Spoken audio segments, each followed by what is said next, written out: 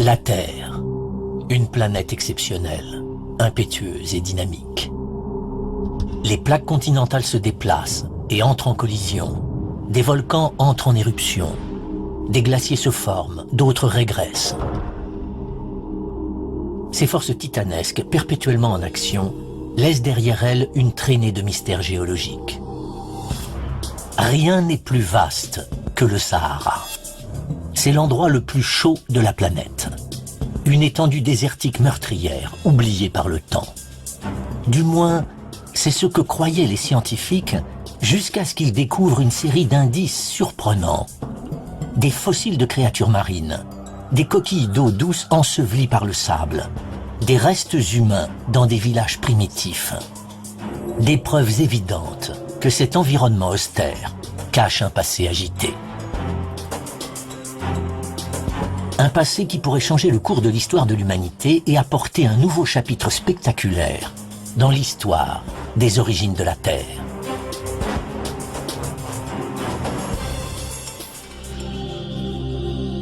Le désert du Sahara en Afrique est aussi vaste que les États-Unis.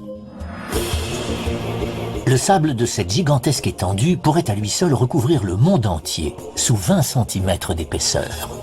C'est le plus grand désert et le point le plus chaud de la planète. La première fois que j'ai vu le Sahara, j'ai été frappée par l'aridité de ce paysage. C'est comme si le vert manquait à la palette de couleurs lorsqu'il a été créé. Il n'y a rien d'autre que des tons de gris et de marron, et pas le moindre signe de vie. La mission de Jane Smith consiste à découvrir des indices permettant d'expliquer la stérilité de cette terre. Ses recherches commencent à l'extrémité est du désert, en Égypte. Non pas dans les dunes du Sahara, mais dans l'une des structures les plus grandioses jamais construites par l'homme, les grandes pyramides. Les blocs de pierre de cette merveille antique abritent un indice remarquable concernant l'histoire de ce pays et bien antérieur à l'époque pharaonique. Si l'on observe d'un peu plus près les blocs de pierre qui constituent ces pyramides, on aperçoit de magnifiques fossiles marins. Les plus faciles à distinguer sont ces disques plats d'environ 2,5 cm, connus sous le nom de nummulites. Ce sont des organismes unicellulaires.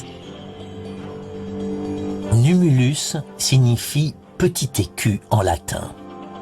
Ce sont des organismes unicellulaires, parmi les plus gros ayant jamais existé. Dans des temps anciens, ces blocs étaient taillés dans des carrières du pays, puis traînés vers le chantier. Chaque bloc de pierre pesait 2,5 tonnes et il en fallut 2 millions, sur plus de 20 ans, pour construire la Grande Pyramide. Chose incroyable, jusqu'à 40% de chaque bloc est constitué des fossiles de ces créatures marines primitives.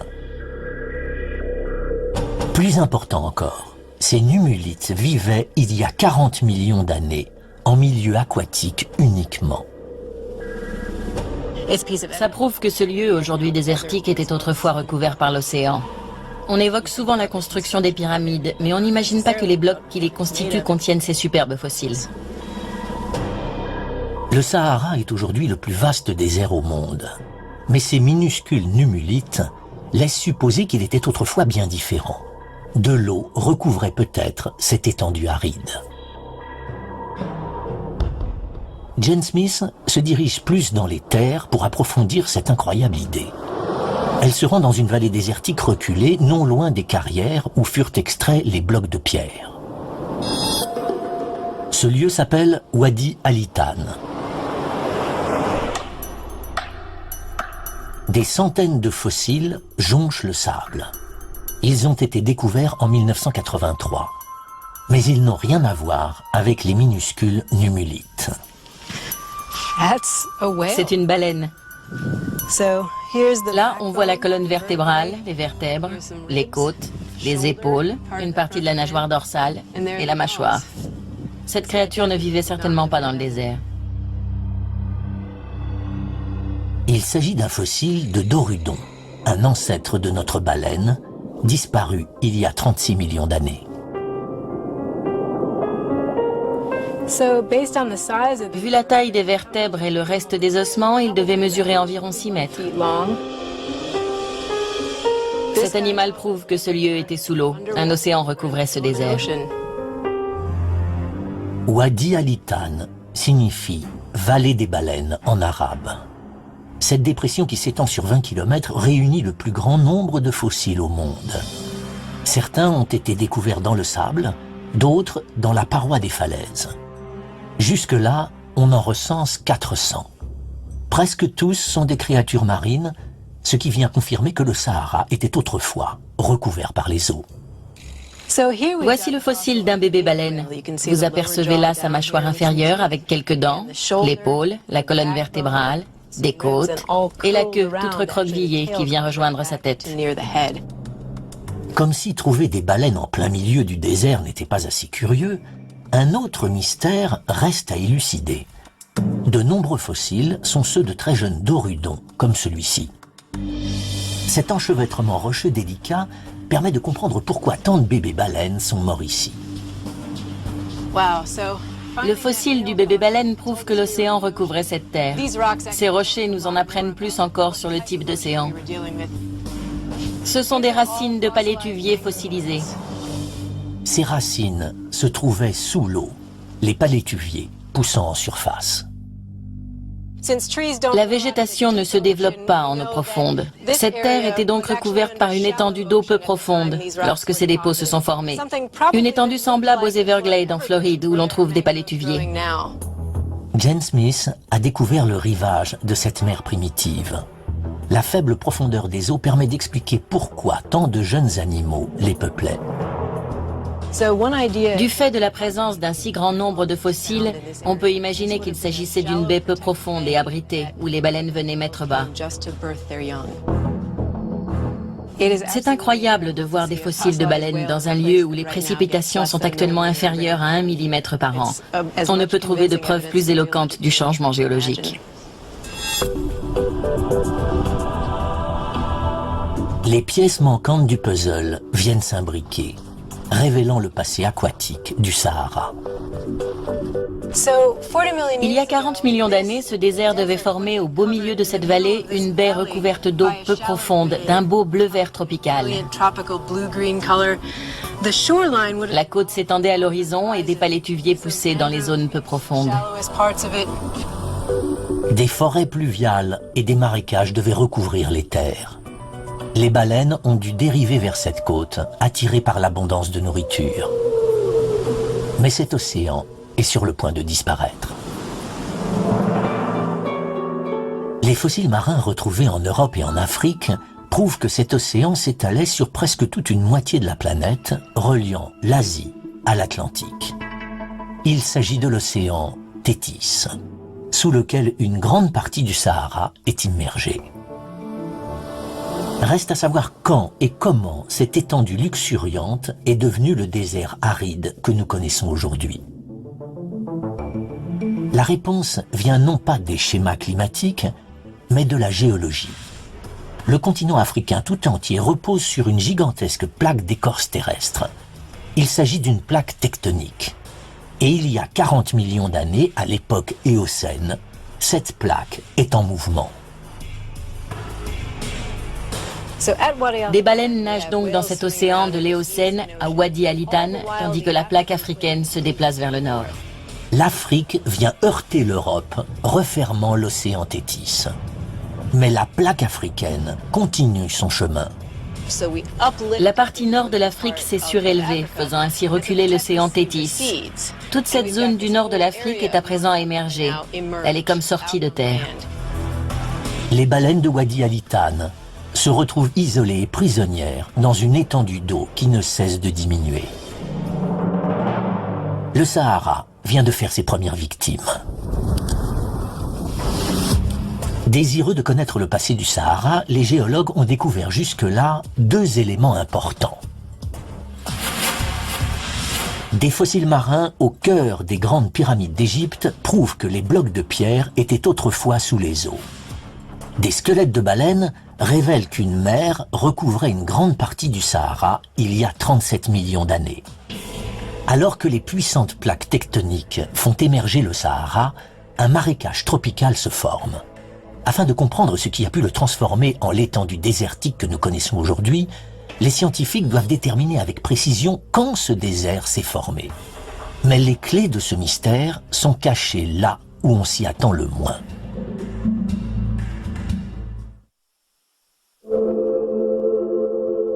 Il y a 20 millions d'années, le Sahara est un marécage tropical luxuriant. Les géologues essaient aujourd'hui de découvrir ce qui s'est passé par la suite.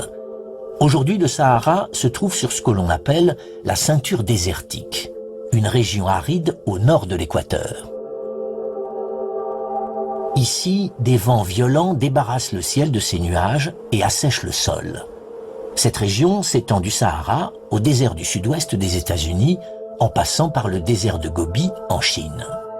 Le Sahara est le plus vaste de tous.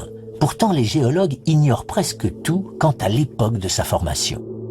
Nous n'avons qu'une vague idée de ce à quoi ressemblait le Sahara, car le vent a emporté beaucoup d'indices, et ce qu'il n'a pas emporté est le plus souvent enseveli sous le sable. Nous avons donc du mal à trouver les roches dont nous avons besoin pour percer les mystères de ce désert. Le désert blanc est l'un des rares endroits offrant un indice relatif à la naissance du Sahara. Dans ce site d'une beauté époustouflante, les rochers présentent des formes spectaculaires. C'est incroyable. On dirait un champignon. Ces rochers en forme de sablier s'appellent des yardangs. Ils vont permettre aux géologues d'estimer l'âge du désert. Cette roche prouve elle aussi que ce désert était autrefois recouvert par les eaux. Il s'agit d'une sorte de craie constituée de milliards de micro-organismes marins. Les yardangs s'érodent très facilement, ce qui explique pourquoi ils sont si magnifiquement sculptés par le vent. Mais le vent est un créateur brutal. Il soulève le sable et le projette violemment contre les yardangs. Lorsque le vent érode la roche, on obtient cette forme caractéristique de champignon plus étroite au milieu. C'est parce que plus le vent s'éloigne du sol, plus il souffle vite. Il érode donc plus facilement la roche, mais il contient moins de sable, puisqu'il le récupère au sol. La partie du yardang la plus érodée, la plus fine, c'est donc celle où le vent souffle le plus fort, tout en transportant un maximum de sable. Il y a 40 millions d'années, le sommet des yardangs faisait partie du plancher sous-marin. Mais le vent s'est levé lorsque le Sahara s'est transformé en désert, et il a commencé à sculpter ses formes. Déterminer combien de temps a pris ce processus pourrait permettre d'établir l'âge du désert. C'est difficile de dire précisément combien de temps il a fallu au vent pour sculpter tout ça. Un rocher tel que celui-ci, d'environ 4,50 m, je dirais entre quelques dizaines et quelques centaines de milliers d'années.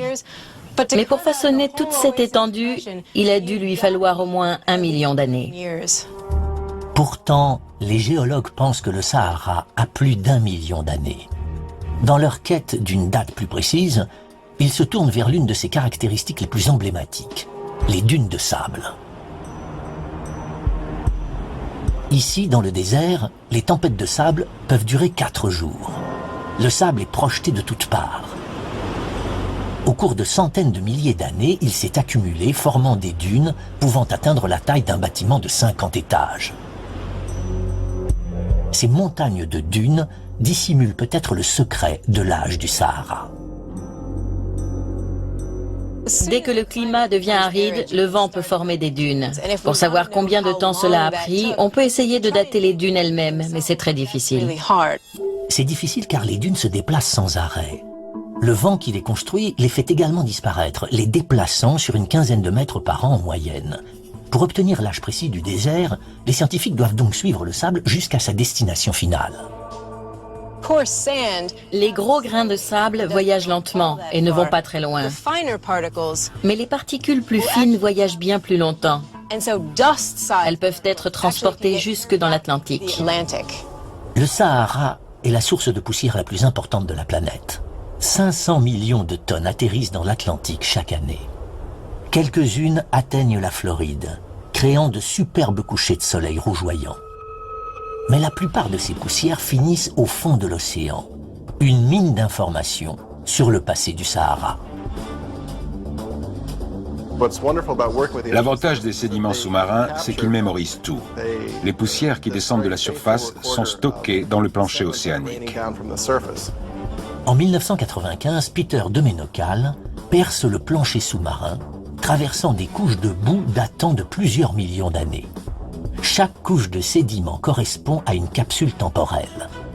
À faible profondeur, Peter trouve une grosse quantité de ces poussières venues du désert.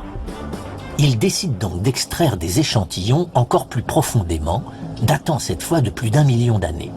Les poussières du désert sont toujours là. Il atteint finalement une couche datant d'il y a 3 millions d'années. Et enfin, il n'y a plus trace de ces poussières. Il aura fallu une exploration dans le plancher océanique pour observer le passage d'un environnement tropical humide à un désert aride. C'est un changement incroyable. On n'imagine pas que quelque chose d'aussi vaste, étendu et fixe que le Sahara puisse subir de telles transformations. Et pourtant, c'est ce que nous apprend son passé géologique. Peter a finalement résolu l'énigme du Sahara. Cette étendue est désertique depuis 3 millions d'années. En cherchant à découvrir l'âge du Sahara, les géologues ont mis au jour 2 indices surprenants. Les yardangs prouvent que le sable est balayé par les vents dans le désert depuis au moins 1 million d'années. Des échantillons prélevés dans le plancher sous-marin fournissent une date plus précise. De marécage, le Sahara s'est transformé en un désert il y a 3 millions d'années. Le Sahara est alors devenu l'étendue désertique que nous connaissons aujourd'hui. La géologie semblait donc pouvoir expliquer, à elle seule, la formation du désert le plus vaste au monde. Jusqu'à ce qu'un nouveau radar fixé sur une navette spatiale révèle qu'un couloir de végétation traversait autrefois ce désert brûlant.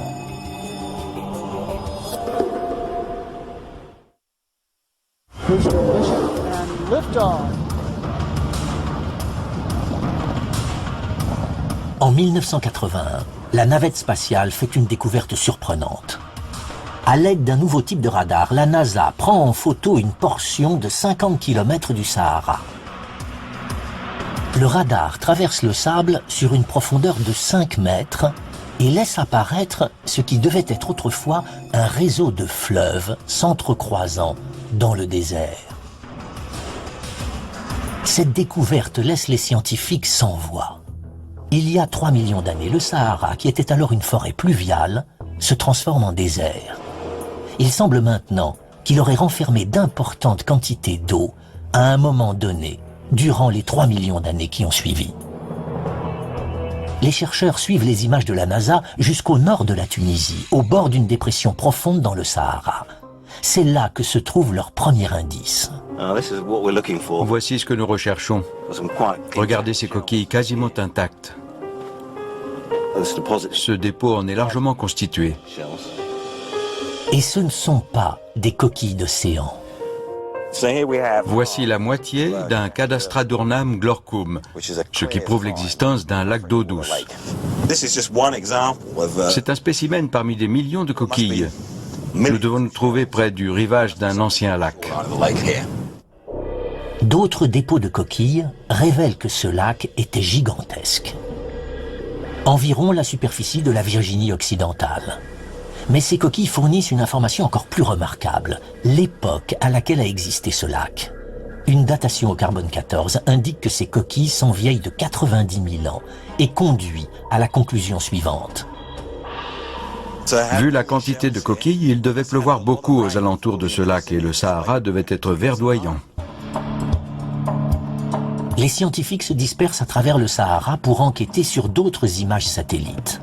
Ils recherchent toute cuvette dans le paysage, qui aurait autrefois pu contenir une étendue d'eau douce. Les images radar prises par la NASA, associées à la technologie GPS, ont permis de retrouver des traces des lacs dans tout le désert. Et certains étaient immenses. L'existence de 3 lacs différents a été confirmée par la présence de coquilles d'eau douce. Ces lacs étaient si étendus qu'ils ont été surnommés mégalacs. Voici l'autre rive du méga-lac. C'en était un parmi d'autres au milieu de ce Sahara verdoyant. Une fois localisés tous les lacs, Drake se rend compte d'un fait étonnant. Voici ici le nord de l'Afrique Et là, la limite du Sahara. Nous nous trouvons là, en Tunisie, avec un mégalac ici. Et nous savons qu'un autre mégalac se trouvait ici, au sud de la Libye. Et un autre, encore plus grand, ici, au Tchad. S'ils avaient tous atteint leur taille maximale, ils auraient couvert 10% du Sahara. Ce qui les aurait rendus 3 fois plus étendus que les grands lacs d'Amérique du Nord. Ce qui est aujourd'hui le plus vaste désert du monde abritait autrefois des étendues d'eau douce parmi les plus grandes de la planète. Les changements climatiques soudains sont associés à différents phénomènes, de l'activité volcanique aux météorites heurtant la Terre. Mais Peter de Ménocal, chercheur en climatologie, pressent que cette transformation du Sahara n'est pas la première. Il se tourne alors vers les échantillons prélevés dans le plancher océanique. Notre approche consiste à utiliser ces sédiments marins comme archives des changements climatiques passés en Afrique. En observant les niveaux de poussière désertique datant de centaines de milliers d'années, il découvre que le Sahara a subi plus d'une transformation. La première fois que nous avons étudié ces échantillons, les bras m'en sont tombés, car nous avons découvert qu'il y avait déjà eu de tels changements. Pour expliquer ces changements réguliers et spectaculaires, Peter regarde au-delà du Sahara. Il décide de se pencher sur la rotation de la Terre elle-même, en particulier sur les petites oscillations qu'elle produit lorsqu'elle tourne autour du Soleil. Ces oscillations provoqueraient une légère inclinaison de la Terre. Les moussons qui arrosent aujourd'hui le sud de l'Afrique se seraient donc déplacés vers le nord, déversant leur pluie sur les dunes du Sahara. Le point important, c'est que ces oscillations se produisent tous les 20 000 ans. Chaque période où le Sahara a été humide correspond à une phase d'oscillation, et cela dure depuis des millions d'années. Chaque fois que la bande pluvieuse se déplace vers le nord, le paysage se transforme et le Sahara redevient verdoyant. Pour moi, le plus incroyable, c'est comment de petites fluctuations dans quelque chose d'aussi simple qu'une oscillation dans l'orbite de la Terre peuvent entraîner des changements climatiques aussi spectaculaires dans une région aussi vaste. Les scientifiques savent à présent comment et pourquoi le Sahara est devenu verdoyant. Ils savent que des lacs gigantesques recouvraient une grande partie du désert, mais ils n'ont pas la preuve qu'ils étaient reliés entre eux. S'agissait-il d'immenses étendues d'eau de pluie isolées, ou formait-il un réseau de fleuves interconnectés, comme le suggèrent les images radars de la NASA? Nick Drake entend dire qu'en 2009, des archéologues ont fait une importante découverte étayant la thèse des fleuves. Des outils en pierre trouvés à proximité du mégalac de Tunisie. La première étape consiste à trouver le rivage de l'ancien lac. Ça me paraît bien.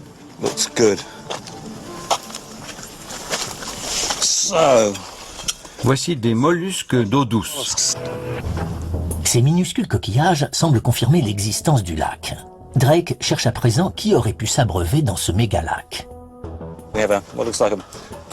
Voici une partie de la mâchoire d'un petit herbivore. On aperçoit 3 dents.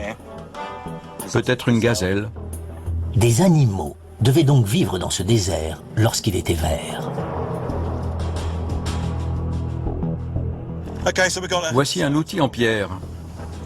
Il était devenu émoussé, mais je l'ai retouché en enlevant des éclats très fins près du bord. Le fait que nous retrouvions des outils en pierre et des squelettes d'animaux laisse penser que des hommes chassaient. Et voici l'animal chassé.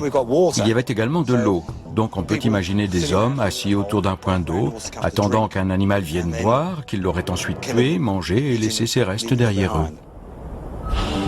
Il s'agit là d'une découverte importante. Cet outil en pierre révèle que des gens vivaient sur les rives de cet ancien lac.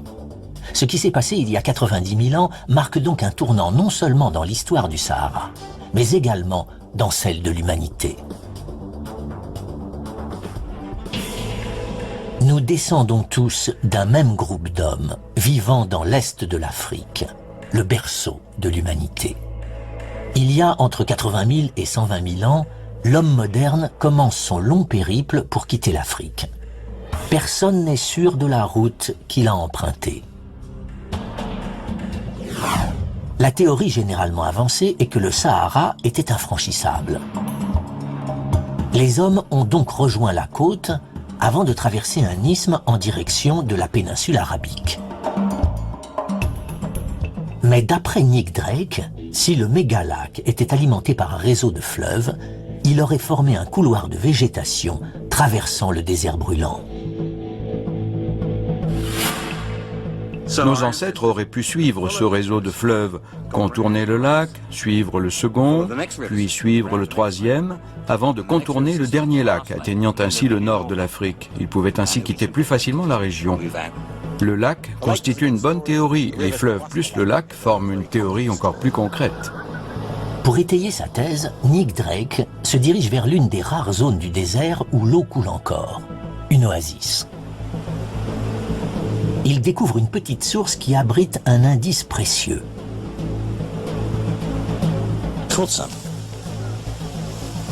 Super. Un cyclidé. Presque tous les cyclidés se trouvent au sud du Sahara. Ce spécimen particulier est le seul qui vive dans le nord. Ce cyclidé ressemble beaucoup à son cousin qui vit dans le lac Tanganyika. Mais ce lac se situe à près de 5000 km de distance de l'autre côté du Sahara. La grande question, c'est comment est-il arrivé là? Le plus vraisemblable, c'est qu'il a traversé à la nage ce désert jadis verdoyant. L'homme moderne, qui pouvait vivre dans différents types d'environnements, a sans doute trouvé ça très facile, bien plus que ce poisson.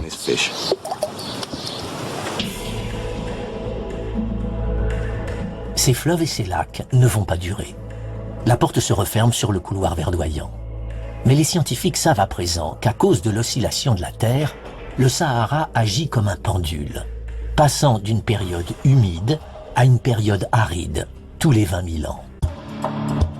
L'enquête a permis de découvrir 2 indices expliquant comment ces oscillations influent sur le Sahara. Des coquilles d'eau douce datant d'il y a 90 000 ans prouvent que le désert était autrefois recouvert par un gigantesque lac. Un cyclidé montre que le Sahara était parcouru par un fleuve, formant ainsi un couloir de vie à travers le désert. Mais les scientifiques doivent encore trouver des informations concrètes concernant la vitesse à laquelle ces changements se sont produits. Puis un archéologue égyptien fait une découverte étonnante dans le désert libyen témoignant de la dernière transformation du Sahara, le changement climatique le plus spectaculaire au cours des 10 000 dernières années. Les scientifiques, essayant de reconstituer l'histoire du Sahara, ont mis au jour une incroyable suite d'événements. Il y a 40 millions d'années, le Sahara était recouvert par les eaux. Il y a 3 millions d'années, il devenait un désert. Depuis, il est passé successivement de terres verdoyantes à étendues arides tous les 20 000 ans. Les scientifiques se penchent à présent sur son passé géologique le plus récent, les 10 000 dernières années, afin de découvrir la vitesse à laquelle se transforme ce gigantesque désert. Les chercheurs se dirigent vers une vallée au cœur du désert libyen.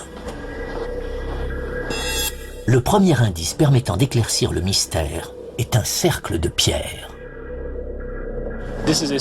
Voici les fondations d'une ancienne hutte. On a du mal à imaginer que des gens pouvaient vivre ici, sur cette étendue aujourd'hui désertique. La découverte d'Hassan prouve que des êtres humains habitaient ici. La structure de cette hutte consiste en cette base circulaire formée de blocs de pierre placés verticalement et provenant d'une roche locale.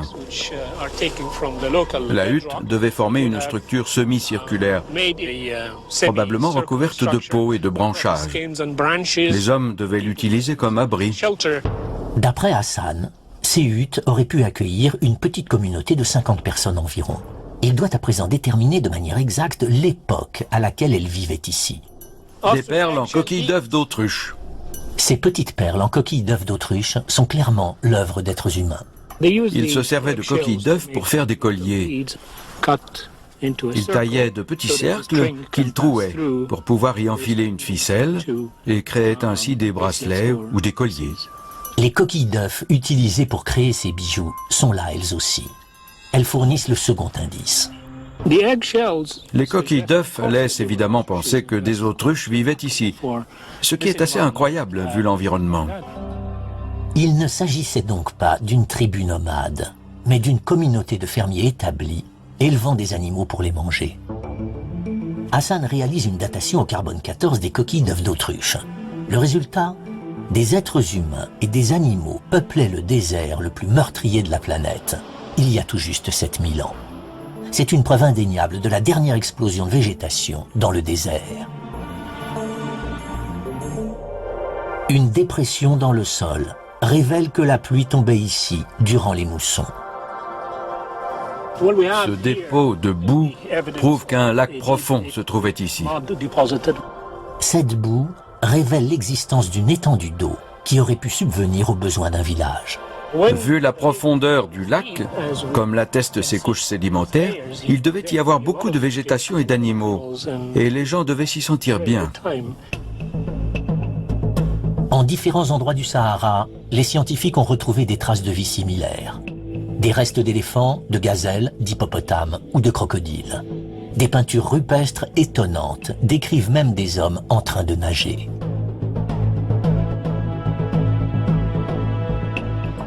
Ailleurs, des squelettes humains ont été retrouvés soigneusement enterrés dans ce qui était autrefois des cimetières en bordure de lac. L'analyse de ces ossements a révélé qu'ils dataient d'entre 6000 et 10 000 ans. La question que se posent à présent les scientifiques, c'est à quelle vitesse le Sahara est-il repassé d'une terre fertile à une terre aride? Plus tôt, des échantillons prélevés dans le plancher sous-marin avaient révélé que le Sahara s'était initialement transformé en désert il y a 3 millions d'années. Ils avaient également permis d'expliquer comment une oscillation de l'axe de la Terre le faisait depuis passer successivement d'aride à verdoyant. À présent, le climatologue Peter de Menokal veut en savoir plus sur la dernière transformation du Sahara en désert. Elle se serait produite au cours des 10 000 dernières années. Pour un géologue, ouvrir ces échantillons, c'est comme remonter le temps. C'est incroyable. Le haut de l'échantillon est bien plus rouge. Chaque demi-centimètre de sédiment dans l'échantillon représente environ 200 ans. Les différences de couleur des sédiments est subtile, mais pour un œil expérimenté, c'est un indice précieux. Lorsqu'on observe cet échantillon, ce qui frappe, c'est ce changement incroyable de couleur. Les sédiments sont marron-vert dans cette partie de l'échantillon. C'est dû aux minéraux argileux qui composent les sédiments des fonds marins. Les sédiments rouges, eux, correspondent aux poussières du Sahara qui ont été balayées par les vents. Lorsqu'on avance dans le temps, le marron continue de prédominer. Là, on arrive il y a environ 7500 ans. Et puis bingo, c'est là que le Sahara s'est asséché. On peut mettre le doigt dessus. C'était il y a 5500 ans. La proximité de ces deux couches montre à quel point le changement a été rapide. La transition entre un Sahara bien arrosé et verdoyant à un Sahara bien plus aride. On voit que cette transition climatique s'est produite en l'espace d'1 ou 2 siècles. Les scientifiques savaient déjà que le Sahara était un environnement en évolution constante. À présent, pour la première fois, ils ont une idée de la rapidité de ces changements. Alors que l'oscillation de la Terre entraîne le déplacement de la bande pluvieuse, le retour du désert est rapide et meurtrier. Ces transitions ont dû se produire sur quelques générations. En l'espace de 3 générations, les gens ont dû se rendre compte que leur environnement n'était plus supportable. Surplombant les vestiges du village au bord du lac, Hassan a découvert une grotte qui, selon lui, a joué un rôle important pour les habitants du Sahara lors de ce changement climatique soudain. Elle contient peut-être des indices témoignant de ce qui s'est passé. La première fois que je suis venu ici, le sable atteignait ce niveau. J'ai dû entrer en rampant car il avait tout enseveli. Ce sable balayé par les vents ne peut pas se former lorsque le désert est verdoyant. Le premier indice est enterré dans le sable. Des excréments d'animal en parfait état de conservation. Ces excréments sont non seulement révélateurs du climat de l'époque, Mais il constitue également un excellent matériau pour une datation au carbone 14. Elle va nous permettre de dater le dernier assèchement du Sahara. Ces crottes de chèvre ensevelies sous le sable révèlent que la communauté de fermiers était submergée par le désert. Dissimulé au fond de la grotte, un autre indice confirme qu'il venait s'abriter ici. Cette grotte présente une caractéristique intéressante, des empreintes de mains. C'est une preuve incontestable que des hommes ont vécu ici. L'indice suivant suggère qu'autour d'eux, le Sahara commençait à se transformer inexorablement en désert. Voici un dessin intéressant avec ses longues lignes. Il représente un nuage en train de déverser la pluie. Elle commençait à devenir rare en ce temps-là, et les hommes devaient venir prier ici pour qu'il pleuve. Mais avec la mousson repartie à plusieurs milliers de kilomètres au sud, leurs prières ne pouvaient être entendues. Cette grotte devait être un lieu sacré très important pour ces gens à une époque où la vie devenait difficile. Finalement, malgré leurs prières, la force de ce changement sera si puissante qu'ils n'auront d'autre choix que de partir. Dans cette grotte, on trouve du sable et des empreintes de mains. Elles constituent le dernier témoignage laissé par les habitants du Sahara. L'histoire de cette grotte commence avec une inclinaison de l'axe de la Terre qui fait cesser la pluie au Sahara.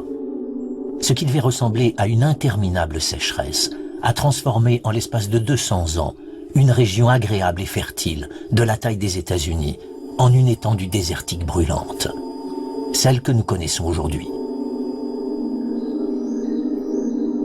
Ce sera le bouleversement environnemental le plus important de ces 10 000 dernières années. Ceux qui ont pu ont migré vers l'est, en direction de la source d'eau la plus proche, la vallée du Nil. Un îlot de verdure, au milieu du vaste désert. Cet exode aura une issue surprenante. La mort d'une culture, il y a 5500 ans, entraînera la naissance de l'une des civilisations les plus avancées de la planète. C'est l'assèchement du Sahara qui a permis l'avènement de cette grande civilisation. Les hommes sont arrivés de différents endroits du désert, ont établi leur village, et en très peu de temps, ils ont rassemblé les ingrédients nécessaires à l'ascension de la civilisation égyptienne. Dans le cas présent, ce changement climatique est à l'origine d'un des épisodes les plus spectaculaires de l'histoire. L'enquête pour découvrir à quelle vitesse le Sahara est redevenu un désert a mis au jour deux indices étonnants. Des perles en coquilles d'œufs d'autruche prouvent que des hommes et des animaux ont habité un Sahara verdoyant il y a tout juste 7000 ans. Des sédiments océaniques montrent que le Sahara est redevenu désertique à une vitesse incroyable, en seulement 200 ans. La prochaine oscillation de l'axe de la Terre est prévue pour dans 15 000 ans. C'est seulement à ce moment-là que le Sahara retrouvera une végétation luxuriante. Mais les technologies modernes ont trouvé des moyens d'accélérer ce processus. L'enquête dans le passé mouvementé du Sahara se concentre à présent sur les 100 dernières années. En 1956, une société française découvre de vastes réserves de pétrole dans le désert. Une ruée vers le pétrole s'ensuit, le sol est creusé de toutes parts. On découvre alors quelque chose d'inattendu profondément enfoui sous le sable. D'énormes quantités d'eau douce. Le Sahara semble sur le point de livrer un nouveau secret.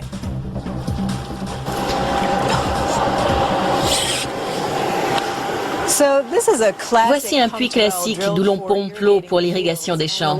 L'eau est assez chaude, ce qui signifie qu'elle vient d'assez loin dans le sol. Plus le puits est profond, plus l'eau est chaude. L'eau des pluies du Sahara peut atteindre 66 degrés Celsius. Une température aussi élevée indique que l'eau pompée vient d'assez loin sous terre pour avoir été réchauffée par la chaleur interne de la planète. Des pompes comme celle-ci peuvent puiser de l'eau se trouvant à 1 km de profondeur, voire plus. Le désert, privé de pluie depuis des années, cette eau doit bien venir de quelque part. Jane Smith identifie un nouvel indice. Lorsque je regarde les parois du puits, je vois que le fer les a colorées en rouge orangé. C'est de l'hématite, un minéral généralement présent dans l'eau qui a séjourné sous terre pendant longtemps. L'hématite et la chaleur de l'eau semblent indiquer la présence d'une réserve d'eau souterraine. Curieusement, d'importantes quantités d'eau se trouvent effectivement sous une grande partie du Sahara. Il faut chercher l'explication dans le grès. Le grès est constitué de couches de sable transformées en roches au cours de milliers d'années. Ce qui est incroyable avec le grès, c'est sa capacité à stocker l'eau. Cela est dû aux espaces poreux nombreux et assez gros entre les grains de sable. Si je verse de l'eau sur cette roche, comme ça aurait été le cas s'il avait plu sur le Sahara, elle est directement absorbée. Les scientifiques savent à présent que tous les 20 000 ans, une oscillation dans l'orbite de la Terre déplace la mousson vers le nord. Des pluies arrosent alors le désert. L'eau de ces pluies est en grande partie stockée sous terre. Il s'agit du système aquifère des Grénubiens. Telle une gigantesque éponge souterraine, il absorbe l'eau sous l'Égypte, la Libye et le Soudan. Bien qu'il n'y ait rien d'autre ici que du sable et de la roche, sous mes pieds, il y a autant d'eau que dans les grands lacs d'Amérique du Nord. La présence d'une réserve d'eau, même éloignée sous terre, est surprenante, vu les températures torrides du Sahara. En 1922, en Libye, le mercure a atteint 57 degrés, un record jamais battu depuis. L'ironie de la chose, c'est que l'eau est protégée par le désert lui-même. Des couches d'argile recouvrent le grès, le protégeant ainsi des rayons du soleil. L'argile agit également comme un enduit étanche, retenant l'eau dans la roche et créant une pression. Les lignes de faille dans l'argile sont à l'origine des fameuses oasis du désert.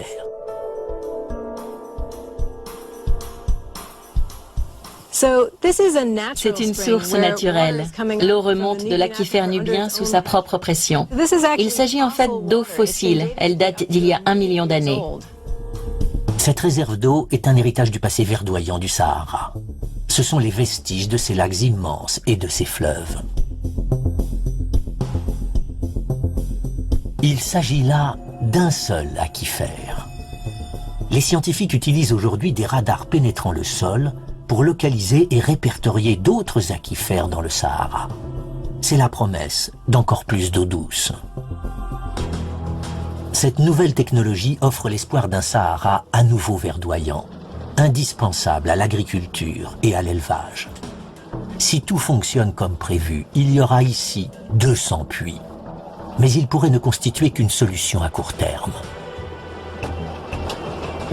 Il s'agit d'une nappe phréatique fossile. L'eau ne se renouvelle pas. Il arrivera un moment où il n'y en aura plus. Cette eau qui a étanché la soif des habitants préhistoriques du Sahara et qui s'est accumulée durant 1 million d'années pourrait s'épuiser en moins d'un siècle. Une fois que la nappe souterraine sera asséchée, le désert devra à nouveau attendre 15 000 ans avant que l'oscillation de l'axe de la Terre le rende à nouveau verdoyant. L'énigme relative à la formation du Sahara et à sa transformation a révélé un passé agité. Des squelettes de baleines retrouvés dans le désert prouvent qu'il était recouvert par les eaux il y a 40 millions d'années. Des échantillons de plancher océanique contenant du sable révèlent que le désert s'est asséché il y a 3 millions d'années. Des coquilles d'eau douce montrent qu'il y a 90 000 ans, une oscillation dans l'axe de la Terre a entraîné la formation d'immenses lacs et de fleuves. Cette oscillation rend le Sahara à nouveau verdoyant tous les 20 000 ans. Des perles en coquilles d'œufs d'autruche indiquent qu'il y a tout juste 7 000 ans, le Sahara voyait vivre ses derniers habitants avant de redevenir désertique. Les secrets du Sahara ont finalement été dévoilés. Il ne s'agit pas d'une étendue désertique statique. Ce désert est dynamique et grouille de vie, pouvant soudain se couvrir d'une végétation luxuriante. Cette terre vaste et majestueuse continue d'avancer, de se transformer et d'évoluer, tout comme la Terre elle-même.